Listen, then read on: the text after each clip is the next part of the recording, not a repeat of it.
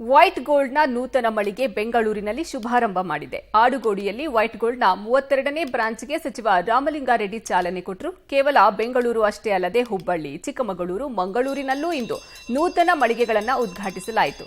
ಮುಂದಿನ ವರ್ಷ ಮಾರ್ಚ್ 30ರ ಒಳಗೆ ಎಲ್ಲಾ ಜಿಲ್ಲಾ ಕೇಂದ್ರಗಳಲ್ಲೂ ಒಂದೊಂದು ಮಳಿಗೆ ತೆರೆಯೋಕೆ ವೈಟ್ ಗೋಲ್ಡ್ ಕಂಪನಿ ನಿರ್ಧರಿಸಿದೆ. ಆಡುಗೋಡಿಯಲ್ಲಿ ತೆರೆಯಲಾಗಿರುವ ಮಳಿಗೆಯಿಂದ ವಿಲ್ಸನ್ ಗಾರ್ಡನ್, ಕೋರಮಂಗಲ, ಮಡಿವಾಳದ ಜನರಿಗೆ ಹೆಚ್ಚು ಅನುಕೂಲವಾಗಲಿದೆ.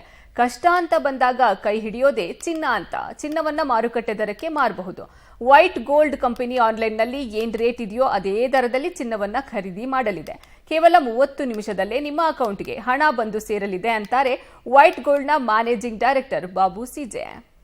ವೈಟ್ ಗೋಲ್ಡ್ ಅಂದರೆ ಜನಕ್ಕೆ ಬೇಡವಾಗಿರ್ತಕ್ಕಂಥದ್ದು ಅಥವಾ ಅವ್ರಿಗೇನ ಕಷ್ಟಕ್ಕೆ ಚಿನ್ನ ಮಾರಬೇಕು ಅಂದ್ಕೊಂಡಂಥ ಸಂದರ್ಭದಲ್ಲಿ ಇಲ್ಲಿ ಬಂದು ಮಾರ್ತಾರೆ.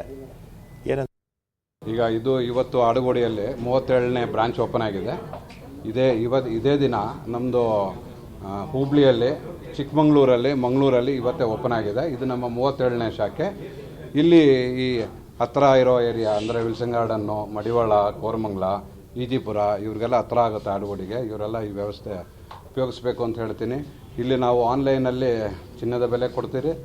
ಅದೇ ಥರ ಜರ್ಮನ್ ಸ್ಪೆಕ್ಟ್ರೋಮೀಟ್ರಲ್ಲಿ ಚೆಕ್ ಮಾಡಿ ಆನ್ಲೈನಲ್ಲಿ ನಿಮ್ಮ ದುಡ್ಡು ನಿಮ್ಮ ಅಕೌಂಟಿಗೆ 30 ನಿಮಿಷದಲ್ಲಿ ಬರುತ್ತೆ.